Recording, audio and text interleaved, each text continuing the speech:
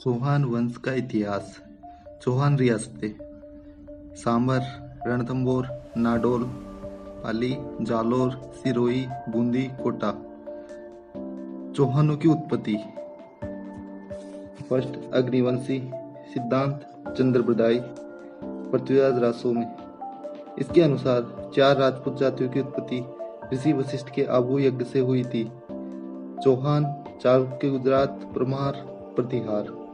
कालांतर में मुणहोत नैणसी एवं सूर्यमल मिश्रण ने इस सिद्धांत का समर्थन किया है।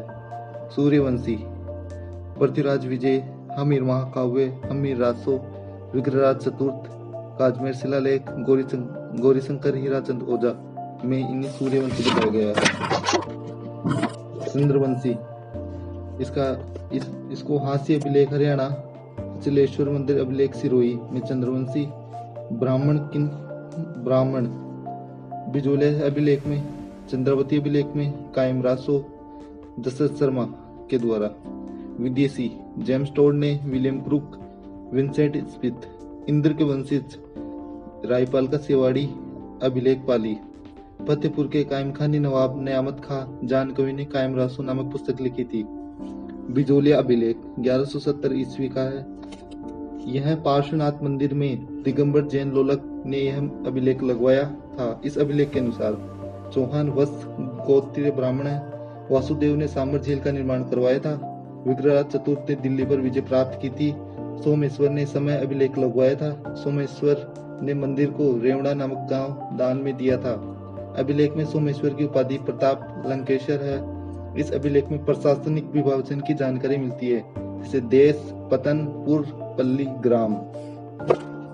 इस अभिलेख से राजस्थान के नगरों के प्राचीन नामों की जानकारी मिलती है, जैसे बिजोलिया का विजयावली, उपरमाल का उत्तमाद्री, नागदा का नगहद, मांडलगढ़ का मंडलकर, दिल्ली का दिल्लीगा, सांबर का साकंबरी, नागौर का अहिछत्रपुर, नाडोल का नड्डुल, जालोर का जबालीपुर, भीनमाल का श्रीमाल। इस अभिलेख के रचनाकार गुणभद्र, इसके लेखक केशव, उत्कीर्णक गोविंद। चौहानों का उत्पत्ति स्थल: सपाल दक्ष, सांबर झील के चारों तरफ का क्षेत्र। इतिहासकार रामकरण आसोपा के अनुसार चौहान सांबर झील के चारों तरफ के क्षेत्र में रहते थे।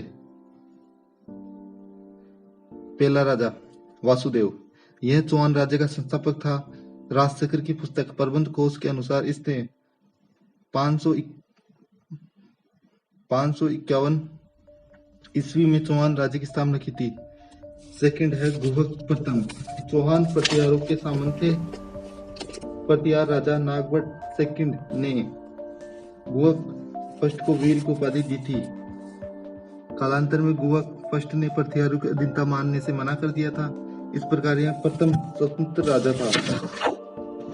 चंदन राज, इसकी रानी आत्मा प्रभा या रुद्राणी पुष्कर झील में 1000 दीपक जलाकर भगवान शिव की पूजा करती थी। यह योगिक कन्या में निपुण महिला थी। वाकपति राज, यह 108 युद्धों का विजेता था। इसके बेटे लक्ष्मण राज ने नाडोल पाली में चौहान राज्य की स्थापना की। विग्रह राज सेकंड, इसने गुजरात के चालुक्य राजा मूलराज सेकंड को हराया था। इसने भड़ोच गुजरात में कुलदेवी आशापुरा माता का मंदिर बनवाया।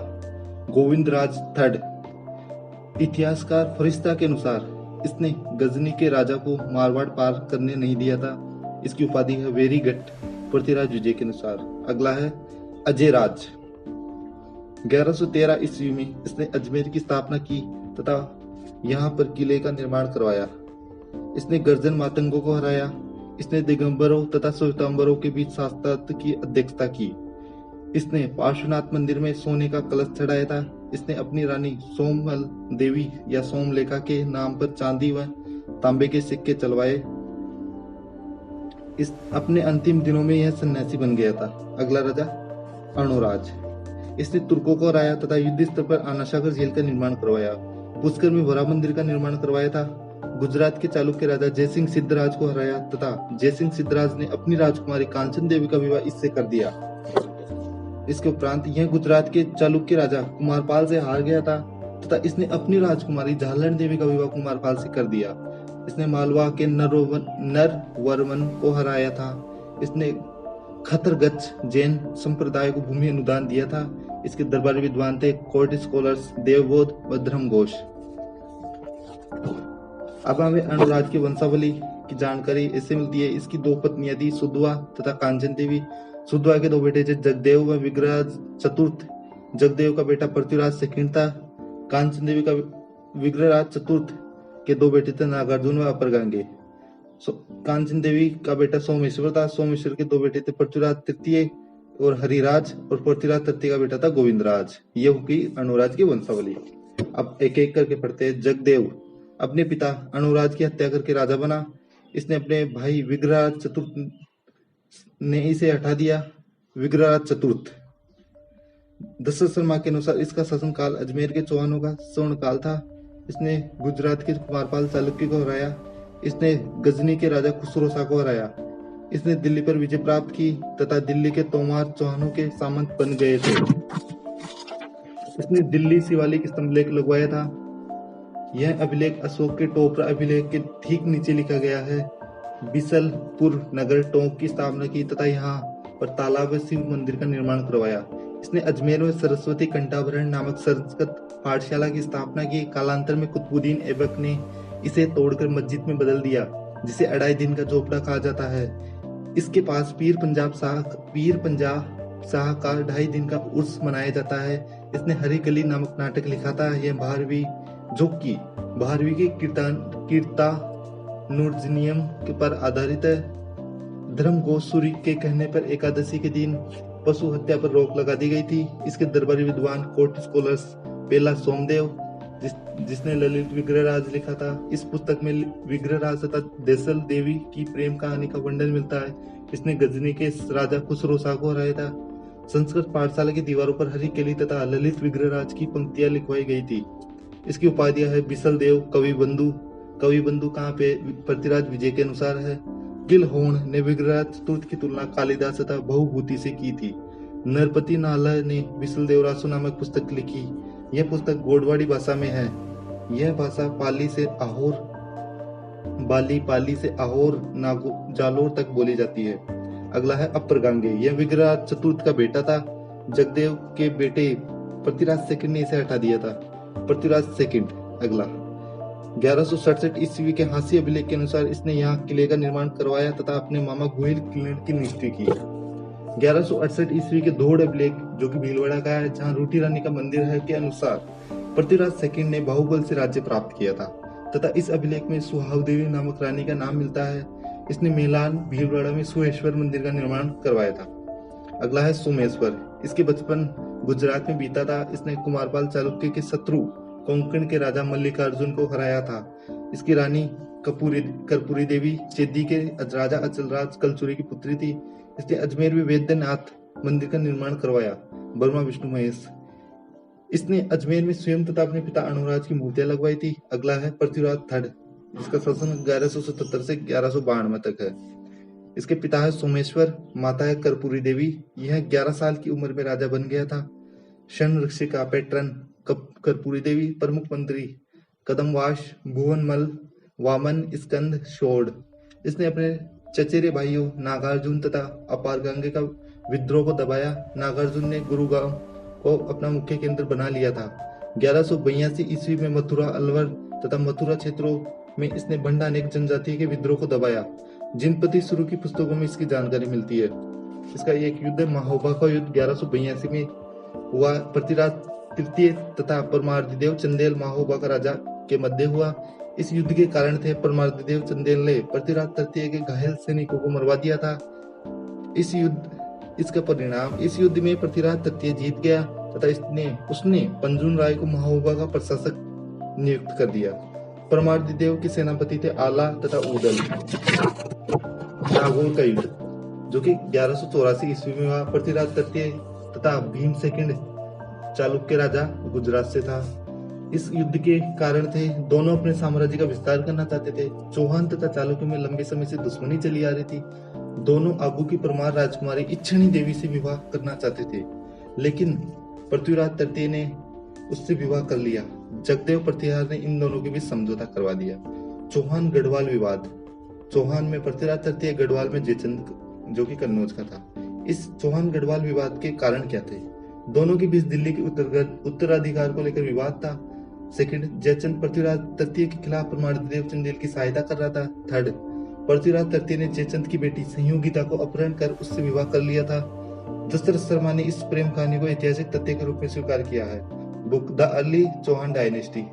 तराइन का प्रथम युद्ध 1191 में हुआ। पृथ्वीराज तृतीय तथा मोहम्मद गोरी गजनी के युद्ध के कारण चौहान तथा गजनी के राजाओं के बीच लंबे समय से दुश्मनी चली आ रही थी। गोरी ने तबर हिंद बठिंडा पर अधिकार कर लिया था। इस युद्ध में पृथ्वीराज जीत गया।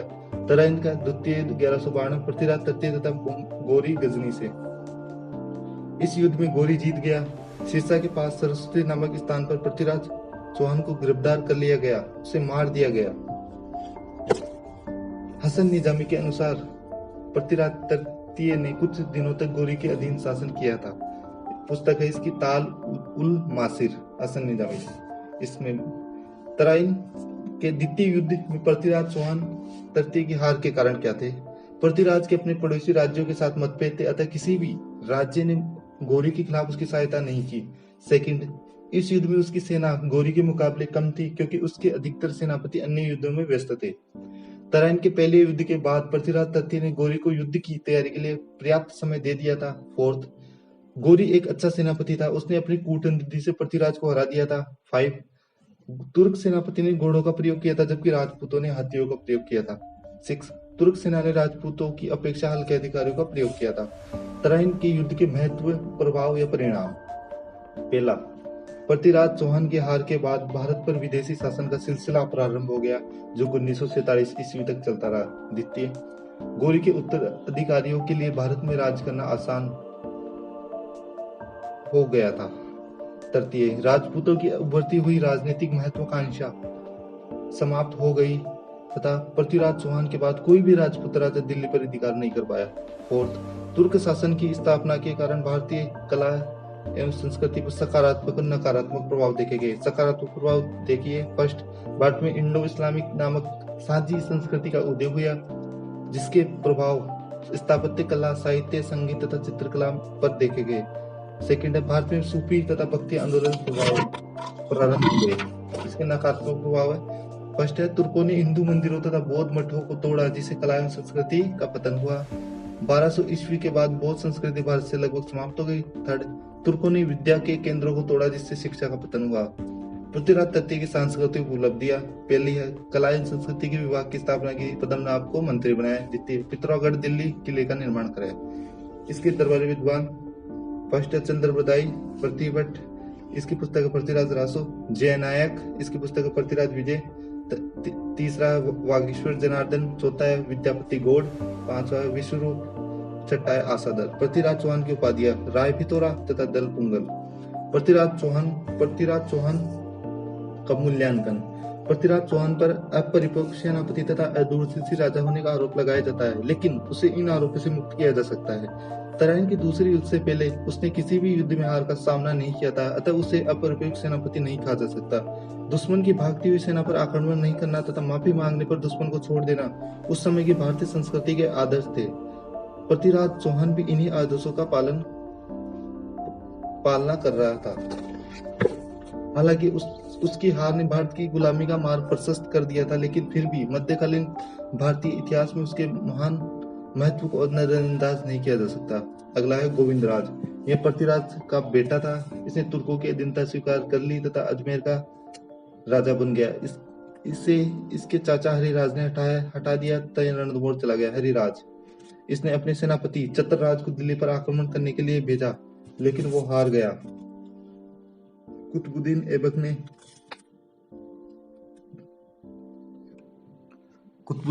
ने अजमेर पर आक्रमण किया तथा चतुरराज को हराया।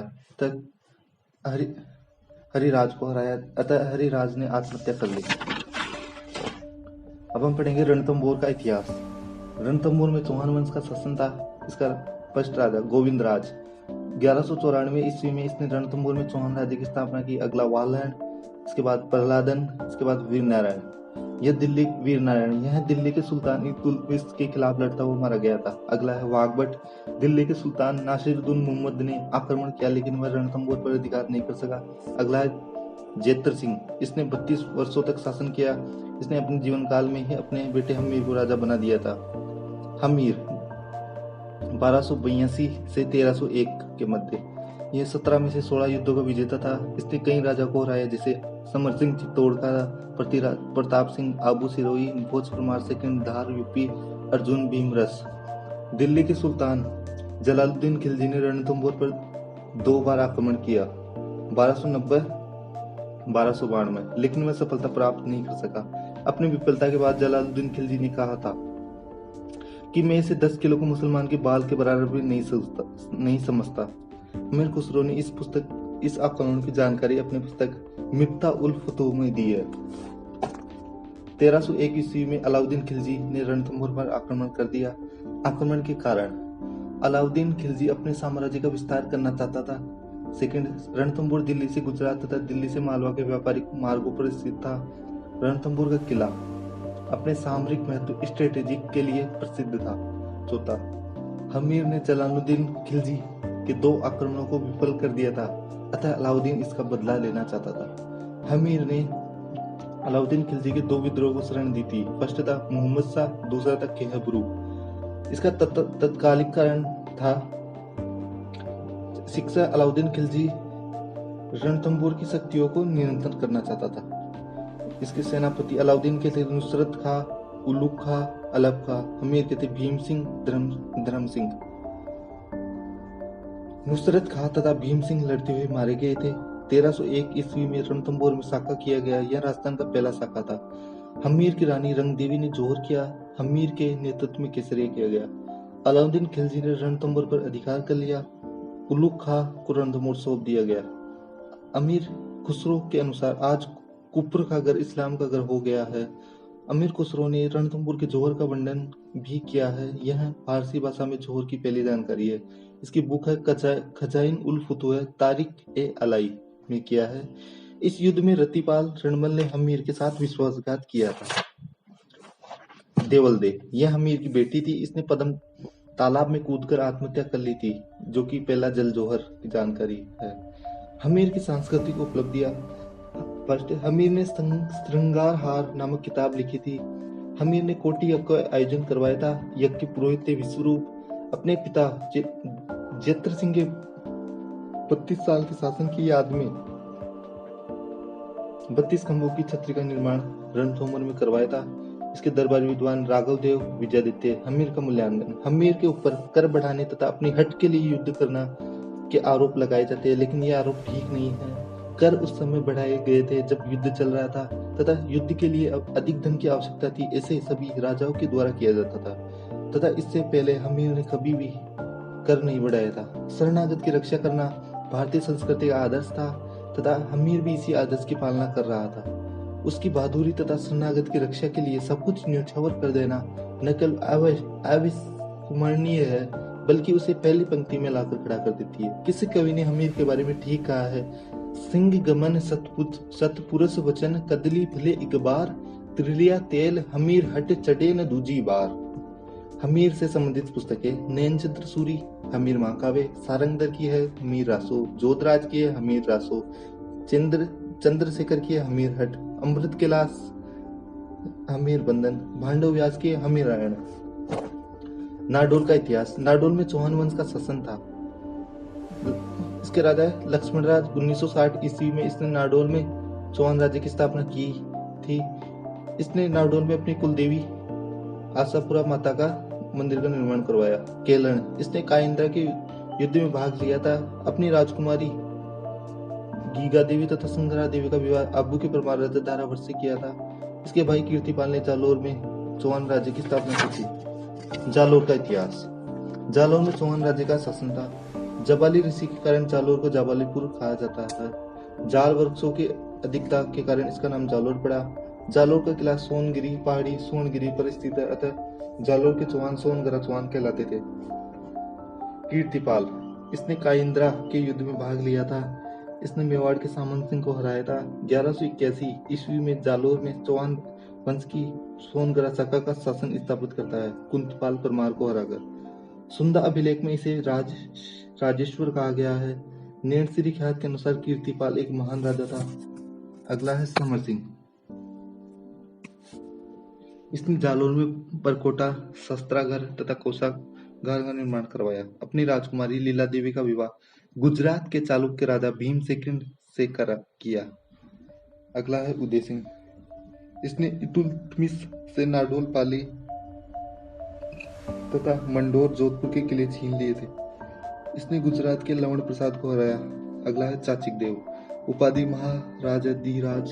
यह नासिरुद्दीन महमूद तथा बलबन का समकालीन था, लेकिन ये दोनों जालौर पर आक्रमण करने का साहस नहीं कर पाए थे। अगला है सामंत सिंह। 1291 ईस्वी में जलालुद्दीन खिलजी ने जालौर पर आक्रमण कर दिया तथा वह सांचौर तक पहुंच गया था, लेकिन सामंत सिंह ने सारंग देव बाघेला की सहायता से इसे रोक दिया था। अगला है कानड़ देव। अलाउद्दीन खिलजी ने सिवाड़ा 1308 तथा जालौर 1311 पर आक्रमण कर दिया था। इसके आक्रमण के कारण थे, फर्स्ट, अलाउद्दीन खिलजी अपने साम्राज्य का विस्तार करना चाहता था। सेकंड, जालौर दिल्ली से गुजरात तथा दक्षिण भारत की व्यापारिक मार्गों पर स्थित था। थर्ड, गुजरात आक्रमण के दौरान अलाउद्दीन को जालौर से गुजरने का रास्ता नहीं दिया गया था। फोर्थ, अलाउद्दीन की लौटती हुई सेना से जेता देवड़ा, कानड़ देव का सेनापति, ने सोमनाथ मंदिर के शिवलिंगों के टुकड़े छीन लेता था। पांचवा है इतिहासकार फरिश्ता के अनुसार 1305 ईस्वी में आइन उल मुल्क मुल्तानी, अलाउद्दीन का सेनापति, ने जालौर पर आक्रमण किया तथा एक कानड़ देव को दिल्ली ले गया। तब वहां पर कानड़ देव ने अलाउद्दीन की युद्ध की चुनौती को स्वीकार कर लिया। सिक्स, नैणसी के अनुसार आक्रमण का कारण फिरोजा का वीरमदेव के प्रति आकर्षण था।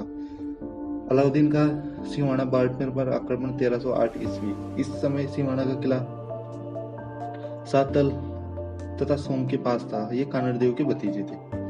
एक भाईल सैनिक ने सातल सोम के साथ विश्वासघात किया। 1308 ईस्वी में सातल एवं सोम के नेतृत्व में सिवाड़ा का पहला साका हुआ। अलाउद्दीन ने सिवाड़ा पर अधिकार कर लिया था। इसका नाम बदलकर खीराबाद कर दिया गया। इसे कमालुद्दीन ग्रुप को सौंप दिया गया। सिवाड़ा को जालौर की चाबी कहा जाता था। झाइन के किले को रणथंभौर की चाबी कहा जाता था। अलाउद्दीन खिलजी ने इसका नाम बदलकर नौशहर कर दिया था। तुर्कों ने सांचौर के महादेव मंदिर को तोड़ दिया था। विद्या के केंद्र भीममाल को उजाड़ दिया गया। सिवाड़ा आक्रमण के दौरान तुर्क सेनापति नाहर खान लड़ते हुए मारा गया था। अगला है मलकाना का युद्ध, नागौर। इस युद्ध में कानड़ देव ने तुर्कों को हराया तथा तुर्क सेनापति शम्स खां को गिरफ्तार कर लिया। अलाउद्दीन का जालौर पर आक्रमण 1311। बीका दहिया ने कानड़ देव से विश्वासघात किया। बीका दहिया को उसकी पत्नी हीरा दे ने मार दिया था। 1311 ईस्वी में कानड़ देव तथा वीरमदेव के नेतृत्व में जालौर में साका किया गया। अलाउद्दीन ने जालौर पर अधिकार कर लिया तथा इसका नाम बदलकर जलालाबाद कर दिया। अलाउद्दीन ने यहाँ पर अलाई मस्जिद, तोपखाना मस्जिद का निर्माण करवाया। पद्मनाभ, कानड़ देव प्रबंध तथा वीरमदेव सोनगरारी बात। फिरोजा, यह अलाउद्दीन की बेटी थी जो वीरमदेव को पसंद करती थी। गुल विहसत, फिरोजा की दाई माँ, फॉस्टर मदर। सिरोही का इतिहास। सिरोही में चौहान वंश की देवड़ा शाखा का शासन था। पहला राजा लुम्बा। 1311 ईस्वी में परमाणु को हराकर इसने आबू में चंद्रावती पर अधिकार कर लिया, राजधानी चंद्रावती। अगला है शिवबान। 1405 ईस्वी में इसने शिवपुरी को अपनी राजधानी बनाया। अगला है सहसमल। 1425 ईस्वी में इसने सिरोही की स्थापना की तथा इसे अपनी राजधानी बनाया। सुल्तान, इसने दत्तानी का युद्ध 1583 ईस्वी में लड़ा। सुल्तान व अकबर के मध्य हुआ। अकबर के तरफ से जगमाल महाराणा प्रताप का भाई तथा राय सिंह चंद्रसेन का बेटा था। इस युद्ध में सुल्तान ने मुगल सेना को हरा दिया तथा जगमाल और राय सिंह युद्ध में लड़ते हुए मारे गए। इसके दरबारी विद्वान दुर्साहाड़ा राव सुतराना कवित पुस्तक लिखी। अगला है बेरीसाल। मारवाड़ के अजीत सिंह कालिंद्री गांव में औरंगजेब के खिलाफ शरण दी थी। शिव सिंह 1823 ईस्वी में अंग्रेजों के साथ संधि कर लेता है। सिरोही राजा की अंतिम रियासत थी जिसे अंग्रेजों के साथ संधि की थी। बूंदी का इतिहास। बूंदी में चौहान वंश के हाड़ा शाखा का शासन था। पहले बूंदी पर मीणाओं का अधिकार था। बूंदा मीणा के कारण इसका नाम बूंदी पड़ा। फर्स्ट राजा है देवा। 1241 ईस्वी में जेता मीणा को हराकर इसने बूंदी में चौहान वंश के हाड़ा शाखा का शासन स्थापित किया था। अगला है जेत्र सिंह। 1274 ईस्वी में इसने कोटा को जीतकर बूंदी राज्य में मिला लिया था। अगला है बर सिंह। 1354 ईस्वी में इसने बूंदी में तारागढ़ किला का निर्माण करवाया था। यह किला भित्ति चित्रों के लिए प्रसिद्ध है। अगला है सुजनाड़ा। 1500 69 ईस्वी में अकबर रणथंभौर पर आक्रमण कर देता है। इस समय सुरजन अकबर के दिन स्वीकार कर लेता है। इसमें अजमेर के भगवान दास की मुख्य भूमिका थी। इसने द्वारिका गुजरात में रणछोड़ मंदिर का निर्माण करवाया था। दरबारी विद्वान चंद्रशेखर, जिसकी 2 पुस्तकें सुरजन चरित, हमीरहट। अगला है बुद्ध सिंह। इसने नेहतरंग नामक पुस्तक लिखी थी। उत्तराधिकार संघर्ष। बुद्ध सिंह के 2 पुत्रों दलेल सिंह दत्तक पुत्र तथा उमेद सिंह वास्तविक पुत्र के बीच उत्तराधिकार संघर्ष हुआ। सवाई जयसिंह जयपुर ने दलेल सिंह को समर्थन दिया तथा मराठों ने उमेद सिंह को पक्ष लिया। बूंदी राज्य की पहली रियासत थी जिसमें आंतरिक राजनीति में मराठाओं ने हस्तक्षेप किया था। अमर कंवर यह बुद्ध सिंह की रानी तथा सवाई जयसिंह की बहन थी। इसने उमेद सिंह के पक्ष में मराठा सेनापति महलार राव होलकर को बुलाया था। कृष्णा कंवर यह दलेल सिंह की रानी तथा सवाई जयसिंह की बेटी थी।